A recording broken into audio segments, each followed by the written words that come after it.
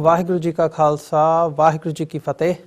America ਦੇ ਵਿੱਚ spectrum ਅਤੇ ਆਰਸੀਐਨ ਕੇਬਲ ਨੈਟਵਰਕਸ ਤੇ ਕੈਨੇਡਾ ਦੇ ਵਿੱਚ ਬੈਲ 5 ਕੇਬਲ ਨੈਟਵਰਕਸ ਰਾਹੀਂ ਅਤੇ ਵਰਲਡ ਵਾਈਡ ਗਲੋਬਲ CPN ਦੀ ਐਪ roku, ਜਾਦੂ TV ਜਾਂ TV84 ਦੀ ਆਨਲਾਈਨ ਸਟ੍ਰੀਮਿੰਗ ਸ਼ਾਵਾ TV ਜਾਂ ਫਿਰ ਫੇਸਬੁੱਕ ਰਾਹੀਂ ਸਾਡਾ ਇਹ ਸ਼ੋਅ ਦੇਖ ਰਹੇ ਸਾਰੇ ਦਰਸ਼ਕਾਂ ਦਾ ਮੈਂ ਅਮਰਵੀਰ ਸਿੰਘ ਅੱਜ ਦੇ ਪ੍ਰੋਗਰਾਮ ਵਿੱਚ ਤਹਿ ਦਿਲੋਂ ਸਵਾਗਤ ਕਰਦਾ। ਵਿਊਅਰਸ, ਹਰਿਆਣਾ ਦੀ ਸਿਆਸੀ ਜਮਾਤ ਇੰਡੀਅਨ ਨੈਸ਼ਨਲ ਲੋਕ ਦਲ ਵੱਲੋਂ ਕਪੂਰੀ ਤੋਂ SYL ਪੁੱਟਣ ਦੇ ਕੀਤੇ ਐਲਾਨ ਤੋਂ ਬਾਅਦ ਬੀਤੇ ਕਈ ਦਿਨਾਂ ਤੋਂ ਸਿਆਸਤ ਗਰਮਾਈ ਹੋਈ ਹੈ ਅਤੇ ਪੰਜਾਬੀਆਂ ਦਾ ਧਿਆਨ ਇਸ ਵੇਲੇ SYL ਵੱਲ ਕੇਂਦਰਿਤ ਹੈ। ਇਸ ਤੇ ਚੱਲਦਿਆਂ ਇੱਕ ਸੁਣਵਾਈ ਦੌਰਾਨ ਅੱਜ ਭਾਰਤ ਦੀ ਸੁਪਰੀਮ ਕੋਰਟ ਨੇ ਇਹ ਸਪਸ਼ਟ ਸ਼ਬਦਾਂ ਵਿੱਚ ਕਹਿ ਦਿੱਤਾ ਕਿ ਉਸ ਤੇ ਪਿਛਲੇ ਹੁਕਮਾਂ ਦੀ ਪਾਲਣਾ ਕਰਦਿਆਂ SYL ਨਹਿਰ ਜ਼ਰੂਰ ਉਸਾਰੀ ਜਾਵੇਗੀ। ਉਹਨਾਂ ਦਾ ਕਹਿਣਾ ਹੈ ਕਿ ਹੁਣ ਸਮਾਂ ਆ ਗਿਆ ਜਦੋਂ ਨਹਿਰ ਦੀ ਉਸਾਰੀ ਕੀਤੀ ਜਾਵੇ। ਜਿੱਥੇ ਕਾਨੂੰਨੀ ਤੌਰ ਤੇ ਪੰਜਾਬ ਦੇ ਪਾਣੀਆਂ ਦੀ ਅਗਾਊਂ ਲੁੱਟ ਦਾ ਰਾਹ ਪੱਧਰਾ ਕੀਤਾ ਜਾ ਚੁੱਕਾ ਹੈ, ਉੱਥੇ ਹੀ ਦੂਜੇ ਪਾਸੇ ਸਿਆਸੀ ਅਤੇ ਸਮਾਜਿਕ ਦਬਾਅ ਬਣਾਇਆ ਜਾ ਰਿਹਾ ਹੈ ਅਤੇ SYL ਦੀ ਉਸਾਰੀ ਵੱਲ ਕਦਮ ਪੁੱਟੇ ਜਾ ਰਹੇ ਹਨ। ਪੰਜਾਬ ਦੀਆਂ ਸਿਆਸੀ ਧਿਰਾਂ ਦਾ ਇਹਨਾਂ ਘਟਨਾਵਾਂ ਤੇ ਪ੍ਰਤੀਕਰਮ, ਮੌਜੂਦਾ ਸਥਿਤੀ ਅਤੇ ਇਸ ਦੇ ਭਵਿੱਖ ਬਾਰੇ ਗੱਲਬਾਤ ਲਈ ਅੱਜ ਸਾਡੇ ਨਾਲ ਰੋਜ਼ਾਨਾ ਪਹਿਰੇਦਾਰ ਅਖਬਾਰ ਦੇ ਮੁੱਖ ਸੰਪਾਦਕ ਸਰਦਾਰ ਜਸਪਾਲ ਸਿੰਘ ਹੇਰਾ ਫੋਨ ਲਾਈਨ ਤੇ ਜੁੜ ਚੁੱਕੇ ਨੇ।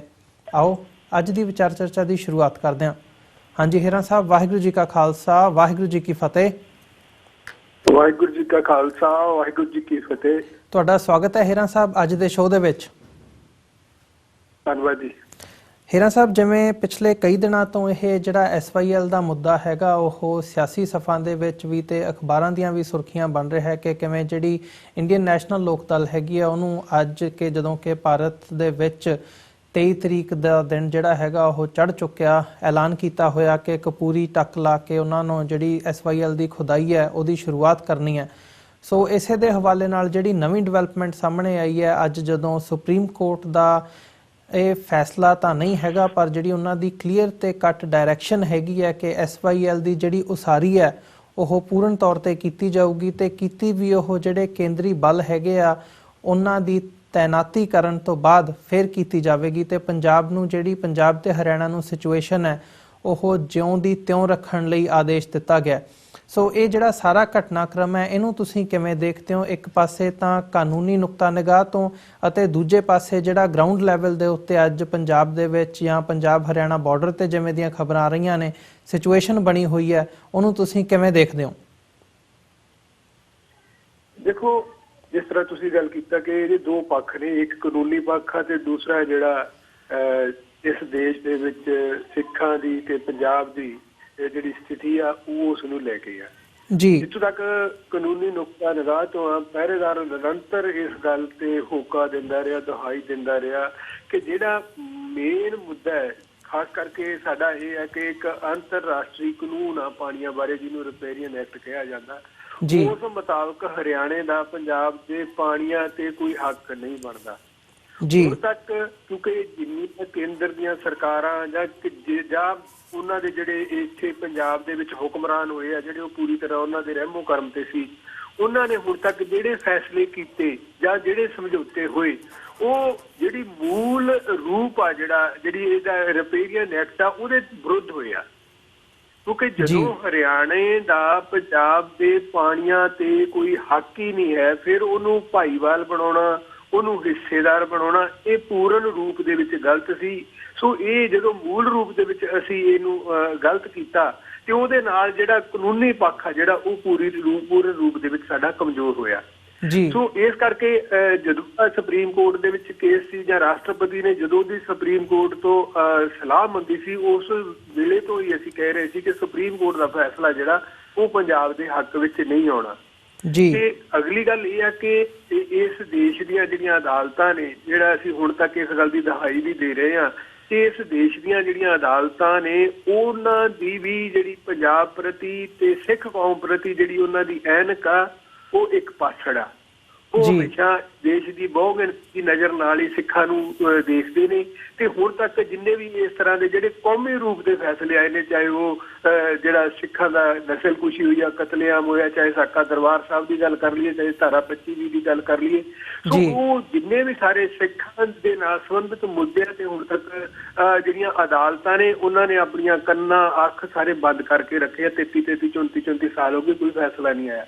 ਸੋ ਦੇਸ਼ ਦੀਆਂ ਅਦਾਲਤਾਂ ਤੇ ਦੇਸ਼ ਦੇ ਹੁਕਮਰਾਨ ਤੇ ਸਿੱਖ ਵਿਰੋਧੀ ਤਾਕਤਾਂ ਨੇ ਜਿਹੜੀਆਂ ਉਹ ਇਕਜੁੱਟ ਨੇ, ਇੱਕ ਮਤ ਨੇ ਸਿੱਖ ਤੇ ਪੰਜਾਬ ਨੂੰ ਮਾਰਨ ਦੇ ਲਈ। ਤੁਹਾਡੇ ਸਾਹਮਣੇ ਬੜੀ ਵੱਡੀ ਉਦਾਹਰਨ ਆ ਕਿ ਚੌਟਾਲਿਆਂ ਨੇ 22 ਫਰਵਰੀ ਤੋਂ ਅਗਲਾ ਦਿਨ 23 ਫਰਵਰੀ ਆ ਜਿਹੜਾ ਉਹ ਨਹਿਰ ਪੁੱਟਣ ਦਾ ਰੱਖਿਆ ਕਿ ਅਸੀਂ 1 ਲੱਖ ਬੰਦਾ ਲਿਆ ਕੇ ਨਹਿਰ ਪੁੱਟਾਂਗੇ। ਉਹਨਾਂ ਨੂੰ ਇਸ ਗੱਲ ਦਾ ਬਾਖੂਬੀ ਗਿਆਨ ਸੀ ਕਿ 22 ਤਰੀਕ ਨੂੰ ਸੁਪਰੀਮ ਕੋਰਟ ਨੇ ਕਿਸ ਤਰ੍ਹਾਂ ਦੀ ਡਾਇਰੈਕਸ਼ਨ ਆ ਜਿਹੜੀ ਉਹ ਦੇਣੀ ਆ। ਮੈਨੂੰ ਲੱਗਦਾ ਕਿ ਦੁਨੀਆ ਦੇ ਇਤਿਹਾਸ 'ਚ ਪਹਿਲੀ ਗੱਲ ਆ ਕਿ ਸੁਪਰੀਮ ਕੋਰਟ ਨੇ ਫੈਸਲਾ ਨਹੀਂ ਦਿੱਤਾ ਪਰ ਫੈਸਲਾ ਸੁਣਾਤਾ ਜੀ। ਕਿੱਡੀ ਮਤਲਬ ਇਸ ਤੋਂ ਵੱਡਾ ਧੱਕਾ, ਜ਼ੁਲਮ, ਜ਼ਬਰ ਹੋਰ ਕੀ ਹੋ ਸਕਦਾ? ਇਨਸਾਫ ਦਾ ਇਸ ਤੋਂ ਵੱਡਾ ਕਤਲ ਕੀ ਹੋ ਸਕਦਾ ਕਿ ਫੈਸਲਾ ਨਹੀਂ ਦਿੱਤਾ ਪਰ ਫੈਸਲਾ ਸੁਣਾਤਾ। ਸੋ 22 ਤੇ 23 ਤਰੀਕ ਜੇ ਇਕੱਠੀਆਂ ਰੱਖੀਆਂ ਗਈਆਂ, ਉਹਦੇ ਪਿੱਛੇ ਵੀ ਇਹ ਸਾਰਾ ਕੁਝ ਸਾਂਝਾ ਸੀ ਕਿ ਕੱਲ ਨੂੰ ਕੀ ਹੋਣਾ, ਅੱਜ ਕੀ ਹੋਣਾ। ਸੋ ਇਹ ਸਾਰਾ ਕੁਝ ਗਿਣ ਮਿਥ ਕੇ ਪੰਜਾਬ ਦੇ ਨਾਲ, ਪੰਜਾਬ ਦੇ ਪਾਣੀਆਂ ਨੂੰ, ਪੰਜਾਬ ਦੀ ਤਬਾਹੀ ਦਾ ਜਿਹੜਾ ਕਹਾਣੀ ਆ, ਉਹ ਇਹ ਸਾਰੀਆਂ ਤਾਕਤਾਂ ਗਿਣਮਿਥ ਕੇ ਆ ਜਿਹੜਾ ਉਸ ਕਹਾਣੀ ਨੂੰ ਪੂਰਨ ਕਰਨ ਵਾਲੇ ਪਾਸੇ ਤੁਰੀਆਂ ਹੋਈਆਂ ਨੇ। ਜੀ ਹੇਰਾ ਸਾਹਿਬ, ਜਿਵੇਂ ਅਸੀਂ ਇਹ ਸਾਰੀ ਗੱਲਬਾਤ ਕਰ ਰਹੇ ਹਾਂ ਤਾਂ ਅਸੀਂ ਪਹਿਲਾਂ ਵੀ ਜਿਹੜੀਆਂ ਇਸ ਮੁੱਦੇ ਦੇ ਉੱਤੇ ਸੁਪਰੀਮ ਕੋਰਟ ਦੇ ਵਿੱਚ ਹੀਅਰਿੰਗਸ ਹੋਈਆਂ ਨੇ ਉਹਨਾਂ ਵੱਲ ਵੀ ਜਦੋਂ ਨਜ਼ਰ ਮਾਰਦੇ ਹਾਂ ਤਾਂ ਕਿਸ ਹਿਸਾਬ ਨਾਲ ਜਦੋਂ ਹਰਿਆਣਾ ਵੱਲੋਂ ਪਟੀਸ਼ਨ ਦਾਇਰ ਕੀਤੀ ਜਾਂਦੀ ਹੈ ਤਾਂ ਜਿਹੜਾ ਸੈਂਟਰ ਸਰਕਾਰ ਦਾ ਸੋਲੀਸਿਟਰ ਜਨਰਲ ਹੈਗਾ, ਜਾਂ ਐਂ ਕਹਿ ਲਓ ਕਿ ਉਹਨਾਂ ਦੇ ਬਿਹਾਫ 'ਤੇ ਸੈਂਟਰ ਸਰਕਾਰ ਜਿਹੜੀ ਹੈ ਉਹ ਕਿਵੇਂ ਹਰਿਆਣਾ ਦਾ ਪੱਖ ਪੂਰਦੀ ਹੈ ਉਹਨਾਂ ਹੀਅਰਿੰਗਸ ਦੇ ਵਿੱਚ। ਅਤੇ ਜਦੋਂ ਅਸੀਂ ਇਹਨੂੰ ਸਾਰੇ ਨੂੰ ਪੰਜਾਬ ਦੇ ਹਵਾਲੇ ਨਾਲ ਦੇਖਦੇ ਹਾਂ, ਪੰਜਾਬ ਦੀਆਂ ਜਿਹੜੀਆਂ ਪਹਿਲਾਂ ਸਰਕਾਰਾਂ ਰਹੀਆਂ ਨੇ ਉਹਨਾਂ ਨੇ ਵੀ ਕਿਤੇ ਨਾ ਕਿਤੇ ਇਹ ਗੱਲ ਸਾਹਮਣੇ ਆਉਂਦੀ ਹੈ ਕਿ ਜਿਹੜਾ ਕਾਨੂੰਨੀ ਪੱਖ ਹੈਗਾ ਉਹ ਆਪਣੇ ਤੌਰ ਦੇ ਵਿੱਚ ਆਪਣਾ ਪੰਜਾਬ ਦਾ ਪੱਖ ਉਹ ਕਮਜ਼ੋਰ ਹੀ ਰਿਹਾ। ਸੋ ਜਿਹੜੀ ਅੱਜ ਸਿਚੁਏਸ਼ਨ ਬਣੀ ਹੋਈ ਹੈ, ਜਿਹੜਾ ਚੌਟਾਲਾ ਪਰਿਵਾਰ ਹੈਗਾ ਜਾਂ ਜਿਹੜੀ ਇੰਡੀਅਨ ਨੈਸ਼ਨਲ ਲੋਕ ਦਲ ਹੈਗੀ ਹੈ, ਉਹਦੀ ਜਿਹੜੀ ਪੰਜਾਬ ਦੇ ਵਿੱਚ ਸਿਆਸੀ ਜਮਾਤ ਹੈਗੀ ਹੈ ਅਕਾਲੀ ਦਲ ਬਾਦਲ ਜਿਹੜੀ ਹੁਣ ਸੱਤਾ ਦੇ ਵਿੱਚ ਹੈ, ਉਹਨਾਂ ਦੇ ਨਾਲ ਆਪਸੀ ਸਾਂਝ ਵੀ ਰਹੀ ਹੈ। ਬਾਦਲ ਪਰਿਵਾਰ ਜਾ ਕੇ ਉਹਨਾਂ ਦੇ ਲਈ ਕੈਂਪੇਨ ਵੀ ਕਰਦਾ ਰਿਹਾ ਹਰਿਆਣੇ ਦੇ ਵਿੱਚ। ਸੋ ਕਿਤੇ ਨਾ ਕਿਤੇ ਜਿਹੜੀਆਂ ਇਹ ਜੇ ਸਾਰੀਆਂ ਬੈਕਗਰਾਊਂਡ ਦੇ ਵਿੱਚ ਇਹਨਾਂ ਕੜੀਆਂ ਨੂੰ ਜੋੜ ਕੇ ਦੇਖੀਏ ਤਾਂ ਜਿਹੜੀ ਅੱਜ ਇਹ ਸਿਚੁਏਸ਼ਨ ਬਣਾਈ ਜਾ ਰਹੀ ਹੈ, ਹਾਲਾਂਕਿ ਕਾਨੂੰਨੀ ਪੱਖ ਜਿਹੜਾ ਹੈਗਾ ਉਹ ਸਾਨੂੰ ਦਿਖ ਰਿਹਾ ਹੈ ਕਿ ਕਿੱਧਰ ਨੂੰ ਜਾ ਰਿਹਾ ਹੈ, ਪਰ ਜੋ ਇਹ ਮਾਹੌਲ ਬਣਿਆ ਹੋਇਆ ਜਾਂ ਸਿਰਜਿਆ ਜਾ ਰਿਹਾ ਹੈ ਇਹਨੂੰ ਤੁਸੀਂ ਕਿਵੇਂ ਦੇਖਦੇ ਹੋ? ਬਾਦਲ ਪਰਿਵਾਰ ਦੇ ਹਵਾਲੇ ਨਾਲ, ਇੰਡੀਅਨ ਨੈਸ਼ਨਲ ਲੋਕ ਦਲ ਦੇ ਹਵਾਲੇ ਨਾਲ, ਤੇ ਜਿਹੜੀ ਕੇਂਦਰ ਦੇ ਵਿੱਚ ਸਰਕਾਰ ਹੈਗੀ ਹੈ ਉਹ ਕਿਤੇ ਨਾ ਕਿਤੇ ਕੀ ਇੱਕ ਪਾਸੇ ਖੜੇ ਜਾਪਦੇ ਨੇ ਪੰਜਾਬ ਦੇ ਵਿਰੋਧ ਦੇ ਵਿੱਚ? ਦੇਖੋ, ਇੱਕ ਗੱਲ ਬੜੀ ਸਾਫ਼ ਤੇ ਸਪਸ਼ਟ ਹੈ ਕਿ ਕੇਂਦਰ ਸਰਕਾਰ ਆ, ਚਾਹੇ ਉਹ ਨਾਗਪੁਰੀ ਤਖਤ ਆ, ਭਗਵਾਂ ਬ੍ਰਿਗੇਡ ਵਾਲੇ ਆ, ਤੇ ਚਾਹੇ ਉਹ ਬਾਦਲ ਕੇ ਨੇ, ਤੇ ਚਾਹੇ ਬਾਦਲ ਕਿਆਂ ਦੇ ਸਾਥੀ ਨੇ, ਉਹ ਇਸ ਵੇਲੇ ਇੱਕ ਗੱਲ ਕਿਉਂਕਿ ਬੜੀ ਸਾਫ਼ ਤੇ ਕਲੀਅਰ ਆ, ਚਿੱਟੇ ਦਿਨ ਵਾਂਗ ਇਹ ਗੱਲ ਸਾਫ਼ ਆ ਕਿ 2017 11 ਮਾਰਚ ਨੂੰ ਜਿਹੜੇ ਨਤੀਜੇ ਆਉਣੇ ਆ ਉਹਦੇ ਵਿੱਚ ਬਾਦਲ ਤੇ ਭਾਜਪਾ ਗੱਠਜੋੜ ਦਾ ਪੰਜਾਬ 'ਚ ਸਪਾਇਆ ਹੋਣਾ, ਇਹਦੇ ਬਾਰੇ ਕਿਸੇ ਨੂੰ 0% ਵੀ ਇਸ ਵੇਲੇ ਸ਼ੱਕ ਨਹੀਂ ਹੈ। ਸੋ ਉਸ ਦੇ ਮੱਦੇ ਨਜ਼ਰ ਚਾਹੇ ਉਹ ਮੋਦੀ ਆ ਤੇ ਚਾਹੇ ਉਹ ਭਾਗਵਤ ਕੇ ਨੇ, ਭਗਵਾ ਬ੍ਰਿਗੇਡ ਆ, ਤੇ ਚਾਹੇ ਉਹ ਕੋਈ ਹੋਰ ਧਿਰਾਂ ਨੇ, ਉਹ ਸਾਰੀਆਂ ਪੰਜਾਬ ਨੂੰ ਅਸਥਿਰ ਕਰਨਾ ਚਾਹੁੰਦੀਆਂ ਨੇ, ਪੰਜਾਬ ਦੇ ਵਿੱਚ ਅਸਥਿਰਤਾ ਜਿਹੜੀ ਉਹ ਪੈਦਾ ਕਰਨੀ ਚਾਹੁੰਦੀਆਂ ਨੇ। ਉਹਦੇ ਲਈ ਇਹ ਜਿਹੜਾ ਮਾਹੌਲ ਆ ਸਿਰਜਿਆ ਜਾ ਰਿਹਾ। ਚੌਟਾਲੇ ਨੇ ਜਿਹੜੇ ਉਹ ਹਰਿਆਣੇ 'ਚ ਹਾਸ਼ੀਏ ਤੇ ਨੇ, ਉਹਨਾਂ ਦੀ ਵਾਪਸੀ ਦਾ ਇੱਕੋ ਇੱਕ ਰਾਹ ਉਹਨਾਂ ਨੂੰ ਇਹ ਪਾਣੀ ਵਾਲਾ ਮੁੱਦਾ ਲੱਗਿਆ।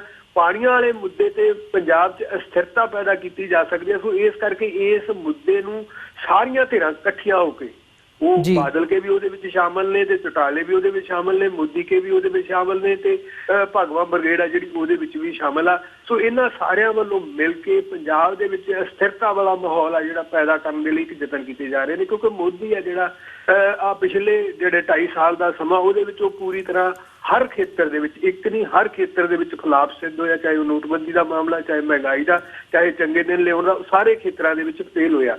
ਸੋ ਹੁਣ ਆਉਣ ਵਾਲੇ ਦਿਨਾਂ ਦੇ ਵਿੱਚ ਕੋਈ ਇਸ ਤਰ੍ਹਾਂ ਦਾ ਕਦਮ ਆ ਜਿਹੜਾ ਉਹ ਮੋਦੀ ਵੱਲੋਂ ਜਾਂ ਮੋਦੀ ਕਿਆਂ ਵੱਲੋਂ ਚੁੱਕਿਆ ਜਾਣਾ ਸੰਭਵ ਆ ਜਿਹੜਾ ਘੱਟ ਗਿਣਤੀਆਂ ਦੀ ਤਬਾਹੀ ਦਾ ਹੋਵੇ, ਜਿਸ ਤਰ੍ਹਾਂ 1984 ਚ ਰਾਜੀਵ ਗਾਂਧੀ ਨੇ ਕਰਕੇ ਪੂਰੇ ਹਿੰਦੁਸਤਾਨ ਦੇ ਵਿੱਚ ਇੱਕ ਹਨੇਰੀ ਆਪਣੇ ਹੱਕ 'ਚ ਵਗਾਈ ਸੀ। ਸੋ ਉਹ ਮੈਨੂੰ ਲੱਗਦਾ ਕਿ ਇਹ ਸਾਰਾ ਮਾਹੌਲ ਆ ਜਿਹੜਾ ਪੰਜਾਬ ਨੂੰ ਉਸ ਅੱਗ ਦੇ ਵਿੱਚ ਧੱਕਣ ਵਾਲੇ ਪਾਸੇ ਤੁਰ ਰਿਹਾ। ਜੀ ਹੀਰਾ ਸਾਹਿਬ, ਜਿਵੇਂ ਤੁਸੀਂ ਗੱਲ ਕਰ ਰਹੇ ਹੋ ਕਿ ਇਹ ਪੰਜਾਬ ਨੂੰ ਬਲਦੀ ਦੇ ਬੂਥੇ ਦੇ ਵਿੱਚ ਧੱਕਣ ਦੀ ਇੱਕ ਲਾਈਨ ਹੈਗੀ ਹੈ ਤੇ ਜਿਹੜੀ ਅਸਥਿਰਤਾ ਦਾ ਮਾਹੌਲ ਹੈ ਉਹ ਪੈਦਾ ਕਰਨ ਦੀ ਲਾਈਨ ਹੈ, ਪਰ ਇਹਦੇ ਵਿੱਚੋਂ ਤੁਸੀਂ ਕਿਸ ਸਿਚੁਏਸ਼ਨ ਵੱਲ ਸਥਿਤੀ ਨੂੰ ਜਾਂਦਾ ਦੇਖਦੇ ਹੋ? ਇਹ ਕਿਉਂ ਕੀਤਾ ਜਾ ਰਿਹਾ ਹੈ ਜਾਂ ਇਹਦੇ ਪਿੱਛੇ ਕੀ ਮਨਸ਼ਾ ਹੋ ਸਕਦੀ ਹੈ, ਭਾਵੇਂ ਉਹ ਸਿਆਸੀ ਧਿਰਾਂ ਦੀ ਹੋਵੇ, ਭਾਵੇਂ ਉਹ ਹੁਕੂਮਤ ਦੀ ਹੋਵੇ? ਇਹਦੇ ਵਿੱਚੋਂ ਤੁਸੀਂ ਕੀ ਦੇਖਦੇ ਹੋ ਨਿਕਲਦਾ? ਦੇਖੋ, ਮੈਂ ਤਾਂ ਬਿਲਕੁਲ ਸਾਫ਼ ਤੇ ਸਪਸ਼ਟ ਜਿਹੜੀ ਗੱਲ ਹੈ ਕਿ ਮੋਦੀ ਨੂੰ ਹੁਣ ਕੋਈ ਚਾਰਾ ਨਹੀਂ। ਉਹਨੇ ਕੋਈ ਨਾ ਕੋਈ ਘੱਟ ਗਿਣਤੀਆਂ ਵਿਰੁੱਧ ਕਿਸੇ ਨਾ ਕਿਸੇ ਰੂਪ ਦੇ ਵਿੱਚ ਹਥਿਆਰ ਆ ਜਿਹੜਾ ਉਹਦਾ ਵਾਰ ਕਰਨਾ, ਉਹਨੂੰ ਵਰਤਣਾ ਵਾ, ਚਾਹੇ ਉਹ ਪਾਕਿਸਤਾਨ ਨੂੰ ਲੈ ਕੇ ਆ ਤੇ ਚਾਹੇ ਉਹ ਸਿੱਖਾਂ ਨੂੰ ਜਾਂ ਪੰਜਾਬ ਨੂੰ ਲੈ ਕੇ ਆ ਤੇ ਚਾਹੇ ਉਹ ਮੁਸਲਮਾਨ ਭਾਈਚਾਰੇ ਨੂੰ ਲੈ ਕੇ ਆ। ਉਹਨੂੰ ਮੈਨੂੰ ਲੱਗਦਾ ਕਿ ਅਖੀਰ ਦੇ ਵਿੱਚ ਉਹਦੇ ਕੋਲ ਇਹ ਇੱਕੋ ਹਥਿਆਰ ਬਾਕੀ ਆ ਕਿ ਦੇਸ਼ ਦੀਆਂ ਜਿਹੜੀਆਂ ਬਹੁ ਗਿਣਤੀ ਨੇ ਉਹਨਾਂ ਦੀਆਂ ਜਿਹੜੀਆਂ ਫਿਰਕੂ ਭਾਵਨਾ ਨੇ ਉਹਨਾਂ ਨੂੰ ਜਗਾਇਆ ਜਾਵੇ। ਸੋ ਇਹ ਜਿਹੜਾ ਪੰਜਾਬ ਦੇ ਵਿੱਚ ਮਾਹੌਲ ਇਸ ਵੇਲੇ ਸਿਰਜਿਆ ਜਾ ਰਿਹਾ, ਭਾਵੇਂ ਕਿ ਇਹ ਗੱਲ ਹਰ ਕਿਸੇ ਨੂੰ ਸਾਫ਼ ਆ, ਹਰ ਕੋਈ ਇਹ ਜਾਣਦਾ ਕਿ ਇਹ ਪਾਣੀਆਂ ਦਾ ਮੁੱਦਾ ਹੈ ਜਿਹੜਾ ਉਹ ਪੰਜਾਬ ਲਈ ਜੀਵਨ ਤੇ ਮਰਨ ਦਾ ਮੁੱਦਾ। ਪੰਜਾਬ ਕੋਲ ਕਿਉਂਕਿ ਇੱਕ ਬੂੰਦ ਵੀ ਫਾਲਤੂ ਹੈ ਨਹੀਂ ਪਾਣੀ, ਤੇ ਜੇ ਪੰਜਾਬ ਤੇ ਅੱਜ ਸਤਲੁਜ ਜਮਨਾ ਲਿੰਕ ਨਹਿਰ ਆ ਉਹਨੂੰ ਪੁੱਟ ਕੇ ਉਹਦੇ ਚੋਂ ਪਾਣੀ ਆ ਜਿਹੜਾ ਉਹ ਵਗਾ ਦਿੱਤਾ ਜਾਂਦਾ ਤੇ ਆਉਣ ਵਾਲੇ ਸਮੇਂ ਦੇ ਵਿੱਚ ਪੰਜਾਬ ਆ ਜਿਹੜਾ ਇਹਨੂੰ ਮਾਰੂਥਲ ਹੋਣ ਤੋਂ ਕੋਈ ਨਹੀਂ ਰੋਕ ਸਕਦਾ। ਸੋ ਇਹ ਪੰਜਾਬ ਦੇ ਲਈ ਜੀਵਨ ਤੇ ਮਰਨ ਦਾ ਸਵਾਲ ਹੈ। ਇਸ ਤੋਂ ਪਹਿਲਾਂ ਵੀ ਜੇ ਅਸੀਂ ਗੱਲ ਕਰੀਏ ਕਿ ਪੰਜਾਬ ਦਾ ਜਿਹੜਾ ਉਹ ਹਨੇਰਾ ਦੌਰ ਚੱਲਿਆ ਜਿਹਦੇ ਵਿੱਚ ਪੰਜਾਬ ਦੇ ਨੌਜਵਾਨ ਸੂਰਬੀਰਾਂ ਨੇ ਆਪਣਾ ਲਹੂ ਵਗਾ ਕੇ ਇਸ ਨਹਿਰ ਨੂੰ ਉਹਨਾਂ ਨੇ ਰੋਕਿਆ ਸੀ, ਆਪਣੇ ਲਹੂ ਨਾਲ ਇਹ ਨਹਿਰ ਉਹਨਾਂ ਨੇ ਭਰੀ ਸੀ ਤੇ ਪਾਣੀ ਰੋਕਿਆ ਸੀ। ਸੋ ਉਹ ਮੁੜ ਕੇ ਇਤਿਹਾਸ ਆ ਜਿਹੜਾ ਉਹ ਉਸ ਤੋਂ ਬਿਨਾਂ ਮੈਨੂੰ ਲੱਗਦਾ ਕਿ ਹੋਰ ਫਿਰ ਕੋਈ ਚਾਰਾ ਨਹੀਂ ਰਹਿ ਜਾਣਾ ਜੇ ਪੰਜਾਬ ਦਾ ਜਿਹੜਾ ਜੀਵਨ ਖੋਣ ਦਾ ਯਤਨ, ਕਿਉਂਕਿ ਜੀਵਨ ਮਰਨ ਤੋਂ ਮੇਰਾ ਖਿਆਲ ਆ ਕੋਈ ਨਾ ਉੱਪਰਲਾ ਸਵਾਲ ਹੁੰਦਾ ਤੇ ਨਾ ਕੋਈ ਇੱਧਰ ਉੱਧਰ ਵਾਲੀ ਕੋਈ ਗੱਲ ਬਾਕੀ ਰਹਿ ਜਾਂਦੀ ਆ ਕਿ ਇਹ ਪੰਜਾਬ ਦੇ ਪਾਣੀ ਪੰਜਾਬ ਦੀ ਜੀਵਨ ਤੇ ਮੌਤ ਨਾਲ ਸੰਬੰਧਿਤ ਨੇ। ਸੋ ਜੇ ਪੰਜਾਬ ਦਾ ਕੋਈ ਗਰਦਨ ਵੱਢਣ ਦੀ ਕੋਸ਼ਿਸ਼ ਕਰੂ, ਪੰਜਾਬ ਦੀ ਧੌਣ ਵੱਢਣ ਦੀ ਕੋਸ਼ਿਸ਼ ਕਰੂਗੀ ਤੇ ਫਿਰ ਪੰਜਾਬੀਆਂ ਕੋਲ, ਸਿੱਖਾਂ ਕੋਲ ਹੋਰ ਰਾਹ ਕੀ ਰਹਿ ਜਾਂਦਾ ਕਿ ਉਹ ਇਹਦਾ ਜਵਾਬ ਕਿਵੇਂ ਦੇਣ। ਜੀ ਹੀਰਾ ਸਾਹਿਬ, ਜਿਹੜੀ ਹੁਣ ਸਿਚੁਏਸ਼ਨ ਬਣੀ ਹੋਈ ਹੈ ਪੰਜਾਬ ਦੇ ਵਿੱਚ, ਪੰਜਾਬ ਹਰਿਆਣਾ ਬਾਰਡਰ ਤੇ ਪਾਰਟਿਕੂਲਰਲੀ, ਮੈਂ ਤੁਹਾਡੇ ਕੋਲੋਂ ਉਸ ਬਾਰੇ ਥੋੜੀ ਜਿਹੀ ਅਪਡੇਟ ਜਾਣਨਾ ਚਾਹੂੰਗਾ ਕਿ ਅੱਜ ਦੀ ਡੇਟ ਦੇ ਵਿੱਚ ਉੱਥੇ ਕੀ ਹਾਲਾਤ ਬਣੇ ਹੋਏ ਨੇ, ਕਿਉਂਕਿ ਜਦੋਂ ਇਹ ਐਲਾਨ ਕੀਤਾ ਗਿਆ ਕਿ ਉਹਨਾਂ ਨੇ ਬੰਦਿਆਂ ਨੂੰ ਲੈ ਕੇ ਪੰਜਾਬ ਦੇ ਵੱਲ ਆਉਣਾ ਤਾਂ ਉੱਥੇ ਹਜ਼ਾਰਾਂ ਦੀ ਗਿਣਤੀ ਦੇ ਵਿੱਚ ਜਿਹੜੀ ਹੈ ਉਹ ਪੁਲਿਸ ਫੋਰਸ ਤੇ ਜਿਹੜੀਆਂ ਸੈਂਟਰ ਦੀਆਂ ਸਿਕਿਉਰਿਟੀ ਫੋਰਸਿਸ ਨੇ ਉਹਨਾਂ ਦੇ ਬੰਦੇ ਤਾਇਨਾਤ ਕੀਤੇ ਗਏ ਆ, ਪੁਲਿਸ ਤਾਇਨਾਤ ਹੈਗੀ ਹੈ। ਇੱਧਰੋਂ ਪੰਜਾਬ ਦੇ ਵਿੱਚੋਂ ਵੀ ਜਿਹੜੀਆਂ ਨੇ ਉਹ ਰੈਲੀ ਕਰਨ ਦੀ ਉੱਥੇ ਜਾਂ ਮਾਰਚਿਸ ਕੱਢਣ ਦੀ ਜਿਹੜੀ ਗੱਲ ਹੈ ਉਹ ਸਾਹਮਣੇ ਆ ਰਹੀ ਹੈ। ਸੋ ਇਹ ਸਾਰੀ ਸਿਚੁਏਸ਼ਨ ਦੇ ਬਾਰੇ ਤੁਸੀਂ ਕੀ ਕਹਿਣਾ ਚਾਹੋਗੇ? ਤੇ ਇੱਕ ਜਿਹੜਾ ਸਵਾਲ ਉੱਠਦਾ, ਕੀ ਸਰਕਾਰ ਵੱਲੋਂ ਇਹ ਸਾਰੀ ਸਿਚੁਏਸ਼ਨ ਬਣਾਈ ਜਾ ਰਹੀ ਹੈ ਆਪਸ ਦੇ ਵਿੱਚ ਲੋਕਾਂ ਨੂੰ ਭਿੜਾਉਣ ਦੇ ਲਈ, ਜਾਂ ਫਿਰ ਇਹਨੂੰ ਕਿਸੇ ਹੋਰ ਤਰੀਕੇ ਦੇ ਨਾਲ ਪਹਿਲਾਂ ਜਿਵੇਂ ਹੁੰਦਾ ਵੀ ਸਿਆਸੀ ਗ੍ਰਿਫਤਾਰੀਆਂ ਕਰ ਲਈਆਂ ਜਾਂਦੀਆਂ ਨੇ, ਜਿਹੜੇ ਸਿਆਸੀ ਦਲਾਂ ਦੇ ਲੀਡਰ ਹੈਗੇ ਨੇ ਉਹਨਾਂ ਨੂੰ ਗ੍ਰਿਫਤਾਰ ਕਰ ਲਿਆ ਜਾਂਦਾ, ਜਾਂ ਇੱਦਾਂ ਦਾ ਹੀ ਕੋਈ ਕਦਮ ਚੁੱਕ ਕੇ ਪਹਿਲਾਂ ਇਸ ਸਿਚੁਏਸ਼ਨ ਨੂੰ ਇੱਥੇ ਤੱਕ ਪਹੁੰਚਣ ਤੋਂ ਰੋਕਿਆ ਜਾ ਸਕਦਾ ਸੀ? ਇਸ ਬਾਰੇ ਤੁਸੀਂ ਕੀ ਸੋਚਦੇ ਹੋ? ਦੇਖੋ, ਤੁਹਾਡਾ ਬੜਾ ਅਹਿਮ ਸਵਾਲ ਹੈ, ਬੜਾ ਗੰਭੀਰ ਹੈ ਤੇ ਬੜਾ ਸਾਫ਼ ਤੇ ਸਪਸ਼ਟ ਵਾਲੀ ਗੱਲ ਆ ਕਿ ਕੇਂਦਰ ਸਰਕਾਰ ਆ, ਚਾਹੇ ਹਰਿਆਣਾ ਸਰਕਾਰ ਆ ਤੇ ਚਾਹੇ ਪੰਜਾਬ ਸਰਕਾਰ ਆ, ਚਾਹੇ ਸੁਪਰੀਮ ਕੋਰਟ ਆ ਜੀ, ਜਦੋਂ ਸਾਰੀਆਂ ਧਿਰਾਂ ਦੀ ਅਸੀਂ ਗੱਲ ਕਰਦੇ। ਸੁਪਰੀਮ ਕੋਰਟ ਦੇ ਵਿੱਚ ਜਦੋਂ ਕੱਲ ਜੇਠ ਮਲਾਨੀ ਨੇ ਇਹ ਗੱਲ ਕੀਤੀ ਸੀ ਕਿ ਹਰਿਆਣਾ ਸਰਕਾਰ ਨੇ ਅਨੈਲੋ ਵਾਲਿਆਂ ਨੂੰ ਉਹ ਮਾਰਚ ਕੱਢਣ ਦੀ ਲਿਖਤੀ ਆਗਿਆ ਦਿੱਤੀ ਹੋਈ ਆ ਜੀ। ਸੁਪਰੀਮ ਕੋਰਟ ਦੇ ਵਿੱਚ ਪੰਜਾਬ ਦਾ ਪੱਖ ਪੇਸ਼ ਕਰਨ ਵਾਲੇ ਵਕੀਲ ਨੇ ਇਹ ਮੰਗ ਕੀਤੀ ਸੀ ਕਿ ਉਹ ਘੱਟੋ ਘੱਟ ਉਹ ਹੈਲੋ ਹਾਂਜੀ ਹੀਰਾ ਸਾਹਿਬ, ਸਾਡੀ ਵਿਊਅਰਸ ਸਾਡੀ ਹੀਰਾ ਸਾਹਿਬ ਦੇ ਨਾਲ ਜਿਹੜੀ ਲਾਈਨ ਹੈ ਉਹ ਫੋਨ ਲਾਈਨ ਡਿਸਕਨੈਕਟ ਹੋ ਚੁੱਕੀ ਹੈ। ਅਸੀਂ ਬ੍ਰੇਕ ਤੋਂ ਬਾਅਦ ਇੱਥੋਂ ਹੀ ਆਪਣੀ ਜਿਹੜੀ ਗੱਲਬਾਤ ਹੈ ਉਹ ਦੁਬਾਰਾ ਸ਼ੁਰੂ ਕਰਾਂਗੇ।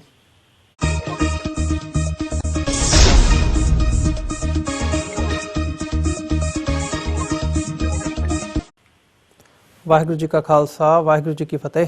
ਵਿਊਅਰਸ, ਬ੍ਰੇਕ ਤੋਂ ਬਾਅਦ ਤੁਹਾਡਾ ਸਵਾਗਤ ਹੈ ਤੇ ਅਸੀਂ ਜਿਹੜੀ ਆਪਣੀ ਵਿਚਾਰ ਚਰਚਾ ਹੈਗੀ ਹੈ ਸਰਦਾਰ ਜਸਪਾਲ ਸਿੰਘ ਹੀਰਾ ਨਾਲ, ਉਹਦੀ ਦੁਬਾਰਾ ਮੋੜ ਉੱਥੋਂ ਹੀ ਸ਼ੁਰੂਆਤ ਕਰਦੇ ਹਾਂ। ਹਾਂਜੀ ਹੀਰਾ ਸਾਹਿਬ, ਵਾਹਿਗੁਰੂ ਜੀ ਕਾ ਖਾਲਸਾ, ਵਾਹਿਗੁਰੂ ਜੀ ਕੀ ਫਤਿਹ। ਹੀਰਾ ਸਾਹਿਬ, ਤੁਸੀਂ ਗੱਲ ਕਰ ਰਹੇ ਸੀਗੇ ਜੋ ਪੰਜਾਬ ਹਰਿਆਣਾ ਤੇ ਜਿਹੜੀ ਸੈਂਟਰ ਸਰਕਾਰ ਦੀ ਹੈਗੀ ਹੈ, ਤੁਸੀਂ ਮੈਂਸ਼ਨ ਕਰ ਰਹੇ ਸੀਗੇ ਸੁਪਰੀਮ ਕੋਰਟ ਦੀ ਹੀਅਰਿੰਗ ਦਾ। ਮੈਂ ਚਾਹੂੰਗਾ ਕਿ ਤੁਸੀਂ ਜਿਹੜੀ ਆਪਣੀ ਗੱਲਬਾਤ ਹੈਗੀ ਹੈ ਉਹ ਉੱਥੋਂ ਹੀ ਮੁੜ ਸ਼ੁਰੂ ਕਰੋ ਜੀ। ਦੇਖੋ, ਜਿਸ ਤਰ੍ਹਾਂ ਮੈਂ ਗੱਲ ਕੀਤੀ ਹੈ ਕਿ ਇਹ ਜਿਹੜਾ ਤੁਸੀਂ ਸਵਾਲ ਕੀਤਾ ਇਹਦਾ ਜਵਾਬ ਸਾਰੀ ਸਥਿਤੀ ਨੂੰ ਬੜਾ ਸਾਫ਼ ਤੇ ਸਪਸ਼ਟ ਕਰਦਾ ਕਿ ਇਹ ਜਿਹੜਾ ਮਾਹੌਲ ਸਿਰਜਿਆ ਜਾ ਰਿਹਾ ਇਹਦੇ ਚ ਸਾਰੀਆਂ ਧਿਰਾਂ ਇੱਕ ਨੇ। ਜੀ ਜੇ ਹੁਣ ਤੁਸੀਂ ਜੇ ਅਸੀਂ ਪਿੱਛੇ ਗੱਲ ਕਾਨੂੰਨ ਦੀ ਗੱਲ ਕਰਦੇ, ਕਿਉਂਕਿ ਸਾਡੀ ਟੇਕ ਆ ਜਿਹੜੀ ਉਹ ਅਖੀਰ ਨੂੰ ਕਾਨੂੰਨ ਤੇ ਆ ਜਾਂਦੀ ਹੈ ਕਿ ਚਲੋ ਕਾਨੂੰਨ ਜੋ ਕਰੂਗਾ ਉਹ ਕਿਤੇ ਨਾ ਕਿਤੇ ਤਾਂ ਠੀਕ ਕਰੂਗਾ। ਪਰੰਤੂ ਪੰਜਾਬ ਦੇ ਮਸਲਿਆਂ ਤੇ, ਪੰਜਾਬ ਦੇ ਪਾਣੀਆਂ ਦੇ ਮਸਲਿਆਂ ਦੇ, ਸਿੱਖ ਮੁੱਦਿਆਂ ਤੇ ਇਸ ਦੇਸ਼ ਦਾ ਕਾਨੂੰਨ ਆ ਜਿਹੜਾ ਉਹ ਨਿਰਪੱਖ ਨਹੀਂ। ਤਾਂ ਸੁਪਰੀਮ ਕੋਰਟ ਦੇ ਵਿੱਚ ਇਸ ਮਸਲੇ ਤੇ ਜਿਹੜੀ ਸੁਣਵਾਈ ਹੋਈ ਆ ਉਸ ਦੇ ਦਰਮਿਆਨ ਜਿਹੜਾ ਪੰਜਾਬ ਦਾ ਵਕੀਲ ਆ ਰਾਮ ਜੇਠਮਲਾਨੀ, ਉਹਨੇ ਸੁਪਰੀਮ ਕੋਰਟ ਨੂੰ ਇਹ ਬੇਨਤੀ ਕੀਤੀ ਆ ਕਿ ਇਹ ਪੰਜਾਬ ਤੇ ਹਰਿਆਣੇ ਦੇ ਵਿੱਚ ਜਿਹੜਾ ਤਣਾਅ ਦਾ ਮਾਹੌਲ ਬਣਿਆ ਉਹਦੇ ਪਿੱਛੇ ਕਾਰਨ ਕੀ ਆ ਕਿ ਹਰਿਆਣਾ ਸਰਕਾਰ ਨੇ ਅਨੈਲੋ ਨੂੰ ਇਹ ਮਾਰਚ ਕੱਢਣ ਦੀ ਲਿਖਤੀ ਆਗਿਆ ਦਿੱਤੀ ਹੋਈ ਆ। ਤੁਸੀਂ ਦੇਖੋ ਕਿ ਹਰਿਆਣਾ ਸਰਕਾਰ ਨੇ ਇਹ ਕਿ ਉਹਨੇ ਲਿਖਤੀ ਆਗਿਆ ਦਿੱਤੀ ਹੋਈ ਆ ਅਨੈਲੋ ਨੂੰ ਕਿ ਉਹ ਇਹ ਰੋਸ ਮਾਰਚ ਕਰ ਸਕਦੀ ਆ। ਦੋਨਾਂ ਦੀ ਮਿਲੀ ਭੁਗਤ ਸਾਹਮਣੇ ਆਉਂਦੀ ਹੈ ਇਸ ਗੱਲ ਦੇ ਨਾਲ ਕਿ ਲਿਖਤੀ ਆਗਿਆ ਦਿੱਤੀ ਆ। ਤੇ ਜਦੋਂ ਇਹ ਲਿਖਤੀ ਆਗਿਆ ਜਿਹੜੀ ਦਿੱਤੀ ਆ ਇਹਨੂੰ ਸੁਪਰੀਮ ਕੋਰਟ ਵੱਲੋਂ ਰੱਦ ਕਰਨ ਦੀ ਬੇਨਤੀ ਕੀਤੀ ਜਾਂਦੀ ਹੈ ਤੇ ਸੁਪਰੀਮ ਕੋਰਟ ਅੱਗੋਂ ਕੀ ਰੂਲਿੰਗ ਦੇ ਰਹੀ ਆ ਕਿ ਇਹ ਰੋਸ ਮਾਰਚ ਦੀ ਕਿਉਂਕਿ ਹਰਿਆਣਾ ਸਰਕਾਰ ਨੇ ਆਗਿਆ ਦਿੱਤੀ ਹੋਈ ਆ ਇਸ ਕਰਕੇ ਅਸੀਂ ਇਹਨੂੰ ਰੱਦ ਨਹੀਂ ਕਰ ਸਕਦੇ, ਰੱਦ ਨਹੀਂ ਕੀਤਾ ਜਾ ਸਕਦਾ। ਸੁਪਰੀਮ ਕੋਰਟ ਜਿਹੜੇ ਮੁੱਦੇ ਤੇ ਦੋਨਾਂ ਸਰਕਾਰਾਂ ਨੂੰ, ਹਰਿਆਣੇ ਤੇ ਪੰਜਾਬ ਨੂੰ, ਇਸ ਗੱਲ ਦੀ ਹਦਾਇਤ ਕਰਦੀ ਆ ਕਿ ਅਮਨ ਕਾਨੂੰਨ ਦੀ ਰਾਖੀ ਕੀਤੀ ਜਾਵੇ, ਉਹ ਜਿਹੜਾ ਅਮਨ ਕਾਨੂੰਨ ਨੂੰ ਖਤਰੇ ਦਾ ਮੁੱਦਾ ਵਾ ਉਹਨੂੰ ਖਤਮ ਕਰਨ ਲਈ ਤਿਆਰ ਨਹੀਂ। ਸੋ ਇਹ ਗੱਲਾਂ ਨੇ ਜਿਹੜੀਆਂ ਬਿਲਕੁਲ ਸਾਫ਼ ਸਪਸ਼ਟ ਕਰਦੀਆਂ ਨੇ ਕਿ ਆਖਰ ਨੂੰ ਕਾਨੂੰਨ ਆ ਜਿਹੜਾ ਉਹ ਪੰਜਾਬ ਤੇ ਸਿੱਖਾਂ ਨੂੰ ਕਿਹੜੀ ਨਜ਼ਰ ਨਾਲ ਦੇਖਦਾ। ਸੋ ਅਗਲੀ ਗੱਲ ਇਹ ਆ ਕਿ ਜਦੋਂ ਸਿੱਖਾਂ ਨੇ ਕੋਈ ਆਪਣੀਆਂ ਮੰਗਾਂ ਨੂੰ ਲੈ ਕੇ, ਆਪਣੇ ਮੁੱਦਿਆਂ ਨੂੰ ਲੈ ਕੇ ਕਦੇ ਵੀ ਕਿਸੇ ਰੋਸ ਮਾਰਚ ਦਾ ਜਾਂ ਕਿਸੇ ਸੰਘਰਸ਼ ਦਾ ਐਲਾਨ ਕੀਤਾ ਤਾਂ ਹਫ਼ਤਾ ਪਹਿਲਾਂ ਸਿੱਖ ਆਗੂਆਂ ਦੀਆਂ ਗ੍ਰਿਫਤਾਰੀਆਂ ਸ਼ੁਰੂ ਹੋ ਜਾਂਦੀਆਂ ਨੇ ਜੀ। ਪਰੰਤੂ ਇਹ ਜਿਹੜਾ ਦੋਨਾਂ ਸੂਬਿਆਂ ਦੇ ਵਿੱਚ ਐਡੇ ਵੱਡੇ ਟਕਰਾਅ ਦਾ ਮੁੱਦਾ ਬਣਿਆ ਹੋਇਆ, ਇਸ ਮੁੱਦੇ ਨੂੰ ਲੈ ਕੇ ਅੱਜ ਤੱਕ ਨਾ ਹਰਿਆਣੇ ਵਾਲਿਆਂ ਨੇ ਤੇ ਨਾ ਪੰਜਾਬ ਵਾਲਿਆਂ ਨੇ ਕੋਈ ਗ੍ਰਿਫਤਾਰੀ ਆ ਜਿਹੜੀ ਨਹੀਂ ਕੀਤੀ। ਜੋ ਇਸ ਗੱਲ ਤੋਂ ਬਿਲਕੁਲ ਸਾਫ਼ ਆ ਕਿ ਸਰਕਾਰਾਂ ਨੇ, ਚਾਹੇ ਉਹ ਪੰਜਾਬ ਆ, ਚਾਹੇ ਹਰਿਆਣਾ, ਚਾਹੇ ਉਹ ਕੇਂਦਰ ਆ, ਤੇ ਚਾਹੇ ਉਹ ਸੁਪਰੀਮ ਕੋਰਟ ਆ, ਤੇ ਚਾਹੇ ਉਹ ਹੋਰ ਧਿਰਾਂ ਨੇ, ਉਹ ਇਹ ਚਾਹੁੰਦੀਆਂ ਨੇ ਕਿ ਇਹ ਮਾਮਲਾ ਮਾਹੌਲ ਆ ਜਿਹੜਾ ਇਹਨੂੰ ਗਰਮਾਇਆ ਜਾਵੇ ਤੇ ਇਸ ਮਾਹੌਲ ਦੇ ਵਿੱਚ ਉਹ ਕੀ ਕੱਢਣਾ ਚਾਹੁੰਦੇ ਉਹ ਬਿਲਕੁਲ ਸਾਫ਼ ਤੇ ਸਪਸ਼ਟ ਆ। ਉਹ ਸਾਨੂੰ ਸਮਝਣ ਦੀ ਲੋੜ ਆ ਤੇ ਦੁਨੀਆ ਨੂੰ ਦੱਸਣ ਦੀ ਲੋੜ ਆ। ਜੀ ਬਿਲਕੁਲ। ਹੀਰਾ ਸਾਹਿਬ, ਜਿਵੇਂ ਤੁਸੀਂ ਮੈਂਸ਼ਨ ਕੀਤਾ ਕਿ ਪੰਜਾਬ ਤੋਂ ਬਾਹਰ ਦੀਆਂ ਜਿਹੜੀਆਂ, ਭਾਵੇਂ ਉਹ ਹਰਿਆਣਾ ਦੀ ਸਰਕਾਰ ਹੋਵੇ, ਕੇਂਦਰ ਦੀ ਸਰਕਾਰ ਹੋਵੇ, ਉਹਨਾਂ ਦਾ ਜਿਹੜਾ ਰਵੱਈਆ ਹੈਗਾ ਜੁਡੀਸ਼ਰੀ ਦੇ ਨਾਲ, ਉਹ ਤੁਸੀਂ ਬੜੇ ਆਪਣੇ ਸ਼ਬਦਾਂ ਦੇ ਵਿੱਚ ਜਿਹੜਾ ਹੈਗਾ ਉਹ ਬਿਆਨ ਕੀਤਾ। ਜੇ ਅਸੀਂ ਆਪਣੀ ਗੱਲ ਕਰੀਏ, ਪੰਜਾਬ ਦੀ ਗੱਲ ਕਰੀਏ, ਪੰਜਾਬ ਦੇ ਲੋਕਾਂ ਦੀ ਗੱਲ ਕਰੀਏ ਤੇ ਪੰਜਾਬ ਦੀਆਂ ਜਿਹੜੀਆਂ ਸਿਆਸੀ ਧਿਰਾਂ ਨੇ ਉਹਨਾਂ ਬਾਰੇ ਹੁਣ ਅਸੀਂ ਵਿਚਾਰ ਚਰਚਾ ਥੋੜ੍ਹੀ ਜਿਹੀ ਕਰਨੀ ਚਾਹਾਂਗੇ। ਜਿਵੇਂ ਕਿ ਚੋਣਾਂ ਦੇ ਵਿੱਚ ਵੀ ਇਹ ਮੁੱਦਾ ਗਰਮਾਇਆ ਰਿਹਾ, ਪਹਿਲਾਂ ਵੀ ਜਿਹੜੀ ਬਿਆਨਬਾਜ਼ੀ ਹੈ ਉਹ ਸਾਰੀਆਂ ਧਿਰਾਂ ਵੱਲੋਂ ਕੀਤੀ ਜਾਂਦੀ ਰਹੀ ਹੈ, ਪਰ ਹੁਣ ਜਦੋਂ ਇਹ ਦੁਬਾਰਾ ਗੱਲ ਉੱਭਰ ਕੇ ਸਾਹਮਣੇ ਆ ਰਹੀ ਹੈ ਤਾਂ ਜਿਹੜੀਆਂ ਸਿਆਸੀ ਧਿਰਾਂ ਨੇ ਉਹਨਾਂ ਵੱਲੋਂ ਕਿਤੇ ਨਾ ਕਿਤੇ ਜਿਹੜੀ ਉਹਨਾਂ ਦੀ ਸੁਰ ਹੈਗੀ ਹੈ ਉਹ ਧੀਮੀ ਨਜ਼ਰ ਆਉਂਦੀ ਹੈ, ਭਾਵੇਂ ਉਹ ਕਿਸੇ ਵੀ ਪਾਰਟੀ ਨਾਲ ਸੰਬੰਧਿਤ ਲੀਡਰ ਹੋਣ। ਖਾਸ ਤੌਰ 'ਤੇ ਜੇ ਮੈਂ ਆਮ ਆਦਮੀ ਪਾਰਟੀ ਦੀ ਗੱਲ ਕਰਾਂ ਤਾਂ ਉਹਨਾਂ ਦਾ ਤਾਂ ਨਾ ਮਾਤਰ ਹੀ ਇਸ ਮੁੱਦੇ ਦੇ ਉੱਪਰ ਜਿਹੜਾ ਹੈਗਾ ਉਹ ਬਿਆਨਾਂ ਤੱਕ ਵੀ ਜਿਹੜੀ ਇਹ ਗੱਲ ਸੀਮਤ ਰਹਿ ਗਈ ਹੈ। ਸੋ ਜਿਹੜੀਆਂ ਸਿਆਸੀ ਧਿਰਾਂ ਦੇ ਹਵਾਲੇ ਨਾਲ ਜੇ ਅਸੀਂ ਚੋਣਾਂ ਨੂੰ ਦੇਖੀਏ ਤਾਂ ਕੋਈ ਵੀ ਸਰਕਾਰ ਆਉਣ ਵਾਲੇ ਸਮੇਂ ਦੇ ਵਿੱਚ ਪੰਜਾਬ ਦੇ ਵਿੱਚ ਬਣੇ ਤਾਂ ਤੁਹਾਨੂੰ ਕੀ ਲੱਗਦਾ ਹੈ ਕਿ ਉਹ ਸੁਪਰੀਮ ਕੋਰਟ ਦੇ ਖਿਲਾਫ ਜਾਂ ਪੰਜਾਬ ਦੇ ਹਿੱਤ ਦੇ ਵਿੱਚ ਜਿਹੜਾ ਕੋਈ ਸਟੈਂਡ ਹੈ, ਉਹ ਭਾਵੇਂ ਉਹ ਕਾਨੂੰਨੀ ਸਟੈਂਡ ਹੋਵੇ, ਭਾਵੇਂ ਉਹ ਪੋਲੀਟੀਕਲੀ ਜਾਂ ਸਮਾਜਿਕ ਤੌਰ ਤੇ ਜੋ ਗਰਾਊਂਡ ਲੈਵਲ ਤੇ ਕੰਮ ਕਰਨ ਦੀ ਗੱਲ ਹੈਗੀ ਹੈ, ਉਸ ਹਵਾਲੇ ਦੇ ਨਾਲ ਕੋਈ ਜਿਹੜੀ ਆਉਣ ਵਾਲੀ ਸਰਕਾਰ ਹੈ ਉਹ ਕੋਈ ਕਦਮ ਪੁੱਟ ਸਕੇਗੀ? ਇਸ ਤੋਂ ਪਹਿਲਾਂ ਵੀ ਜਦੋਂ ਆਪਣੀ ਗੱਲ ਹੁੰਦੀ ਰਹੀ ਹੈ ਜਾਂ ਮਤਲਬ ਪਹਿਰੇਦਾਰ ਦਾ ਜਿਹੜਾ ਸਟੈਂਡ ਰਿਹਾ ਕਿ ਪੰਜਾਬ ਦੇ ਪਾਣੀਆਂ ਦੇ ਮੁੱਦੇ ਤੇ ਜਿਹੜੀਆਂ ਤਿੰਨੇ ਧਿਰਾਂ ਨੇ ਇਸ ਵੇਲੇ ਪੰਜਾਬ ਦੇ ਵਿੱਚ, ਉਹ ਤਿੰਨੇ ਧਿਰਾਂ ਨੇ ਜਿਹੜੀਆਂ ਉਹ ਦਾਗੀ ਨੇ। ਪੰਜਾਬ ਦੇ ਪਾਣੀਆਂ ਦੇ ਮੁੱਦੇ ਦੀ ਨਾ ਉਹ ਰਖਵਾਲੀ ਕਰ ਸਕਦੀਆਂ ਨੇ, ਨਾ ਉਹ ਪਹਿਰੇਦਾਰੀ ਬਣ ਸਕਦੀਆਂ ਨੇ। ਇਸ ਵੇਲੇ ਮਤਲਬ ਇਹ ਮੁੱਦਾ ਜਿਸ ਸਥਿਤੀ ਤੇ ਆ ਕੇ ਖੜਾ ਹੋ ਗਿਆ ਕਿ ਇਹ ਕਰੋ ਜਾਂ ਮਰੋ ਦਾ ਮੁੱਦਾ ਵਾ, ਇਸ ਤੋਂ ਵਿਚਾਰ ਲਾਈਨ ਵਿੱਚ ਕੋਈ ਰਾਹ ਨਹੀਂ। ਇਹਨਾਂ ਧਿਰਾਂ ਦੇ ਵਿੱਚੋਂ ਕੋਈ ਧਿਰ ਜਿਹੜੀ ਉਹ ਕਰੋ ਜਾਂ ਮਰੋ ਦਾ ਸਟੈਂਡ ਲੈਣ ਵਾਲੀ ਨਹੀਂ। ਕਾਂਗਰਸ ਆ ਜਿਹੜੀ ਉਹ ਕਪੂਰੀ ਨਹਿਰ ਦਾ ਟੱਕ ਲਾਉਣ ਦੀ ਦੋਸ਼ੀ ਆ। ਬਾਦਲ ਕੇ ਨੇ ਜਿਹੜੇ ਉਹ ਇਸ ਨਹਿਰ ਦੇ ਲਈ ਪੈਸੇ ਲੈ ਕੇ ਆਗਿਆ ਦੇਣ ਦੇ ਦੋਸ਼ੀ ਆ। ਉਹਨਾਂ ਤੋਂ ਹਰਿਆਣਾ ਅਸੈਂਬਲੀ ਆ ਜਿਹੜੀ ਉਹ ਧੰਨਵਾਦ ਕਰਦੀ ਆ। ਆਮ ਆਦਮੀ ਪਾਰਟੀ ਆ ਜਿਹੜੀ ਉਹ ਪਾਣੀਆਂ ਦੇ ਮੁੱਦੇ ਤੇ ਮਤਲਬ ਕੋਈ ਵੀ ਸਟੈਂਡ ਆ ਜਿਹੜਾ ਉਹ ਪੰਜਾਬ ਦੇ ਹੱਕ ਵਿੱਚ ਡਟਵਾਂ ਮਲਮੀ ਜੀਵ ਨਾਲ ਜ਼ਰੂਰ ਡਟਵਾਂ ਸਟੈਂਡ, ਕਿਉਂਕਿ ਆਮ ਆਦਮੀ ਪਾਰਟੀ ਦੀ ਜਿਹੜੀ ਨਜ਼ਰ ਆ ਉਹ ਕੇਂਦਰ ਸਰਕਾਰ ਤੇ ਆ। ਅਗਲੀਆਂ ਚੋਣਾਂ ਹਰਿਆਣੇ ਦੇ ਵਿੱਚ ਹੋਣ ਵਾਲੀਆਂ ਨੇ, ਉੱਥੇ ਆ। ਸੋ ਉਹ ਕੋਈ ਇਸ ਤਰ੍ਹਾਂ ਦਾ ਸਟੈਂਡ ਆ ਜਿਹੜਾ ਉਹ ਪੰਜਾਬ ਦੇ ਮੁੱਦੇ ਤੇ ਨਹੀਂ ਲੈ ਸਕਦੀਆਂ, ਜਿਹਦੇ ਨਾਲ ਮਤਲਬ ਉਹਨਾਂ ਤੇ ਜਿਵੇਂ ਵੀ ਇਹਨਾਂ ਚੋਣਾਂ ਦੇ ਵਿੱਚ ਵੀ ਹੋਇਆ ਕਿ ਜੇ ਕੇਜਰੀਵਾਲ ਦੀ ਰਾਤ ਆ ਜਿਹੜੀ ਉਹ ਕਿਸੇ ਇੱਕ ਉਸ ਵਿਅਕਤੀ ਦੇ ਜਿਹੜਾ ਕਦੇ ਕਿਸੇ ਸਮੇਂ ਖਾੜਕੂ ਲਹਿਰ ਦੇ ਨਾਲ ਸੰਬੰਧਿਤ ਰਿਹਾ, ਉਸ ਦੇ ਘਰੇ ਰਹਿ ਪਿਆ ਤੇ ਉਹ ਇੱਕ ਬੜਾ ਮਤਲਬ ਹਊਆ ਖੜਾ ਕਰਦਾ। ਸੋ ਇਸ ਤਰ੍ਹਾਂ ਦੀ ਜਿਹੜੇ ਉਹਦੇ ਤੇ ਦਬਾਅ ਵੀ ਨੇ ਤੇ ਜਿਹੜੀ ਉਹਨਾਂ ਦੀ ਅੰਦਰੂਨੀ ਸੋਚ ਵੀ ਆ ਉਹ ਇਸ ਪੱਖੀ ਨਹੀਂ।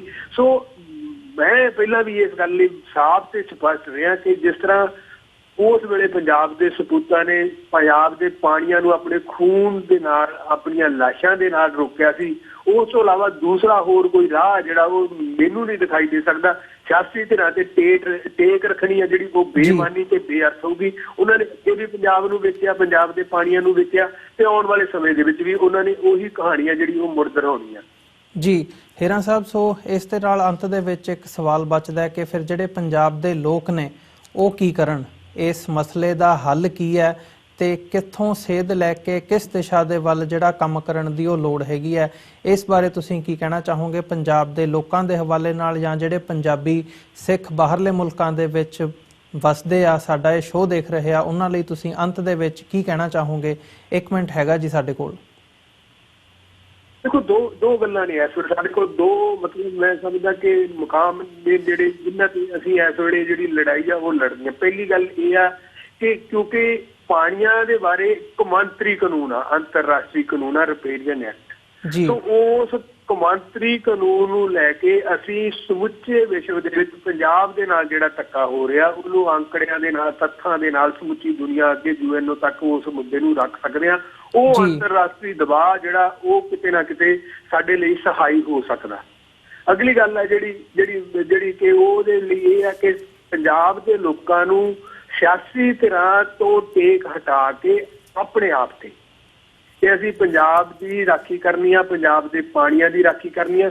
ਸੋ ਉਹਦੇ ਲਈ ਉਹਨਾਂ ਨੂੰ ਇਕਜੁੱਟ ਹੋ ਕੇ, ਇੱਕ ਮਤ ਹੋ ਕੇ ਇਹ ਜਿਹੜਾ ਸੰਘਰਸ਼ ਆ ਪੰਜਾਬ ਦੇ ਪਾਣੀਆਂ ਦੇ ਮੁੱਦੇ ਦਾ, ਮਤਲਬ ਜਾਤ ਪਾਤ ਧਰਮ ਗੋਤ ਇਹਨਾਂ ਸਾਰਿਆਂ ਧੜੇਬੰਦੀਆਂ ਤੋਂ ਉੱਪਰ ਉੱਠ ਕੇ ਆਪਣੇ ਆਪ ਨੂੰ ਸਿਰਫ ਪੰਜਾਬ ਦੇ ਸਪੂਤ ਮੰਨ ਕੇ ਇਹ ਸੰਘਰਸ਼ ਨੂੰ ਜੇ ਅਸੀਂ ਕਿਸੇ ਰੂਪ ਦੇ ਵਿੱਚ ਖੜਾ ਕਰ ਸਕਦੇ ਹਾਂ ਤਾਂ ਮੈਨੂੰ ਲੱਗਦਾ ਕਿ ਕਿਸੇ ਧਿਰ 'ਚ ਇਹ ਤਾਕਤ ਨਹੀਂ ਕਿ ਉਹ ਆ ਕੇ ਪੰਜਾਬ ਦੀ ਧਰਤੀ ਤੇ ਸਤਲੁਜ ਜਮਨਾ ਲਿੰਕ ਨਹਿਰ ਨੂੰ ਪੁੱਟਣਾ ਸ਼ੁਰੂ ਕਰ ਸਕਦੀ ਹੈ।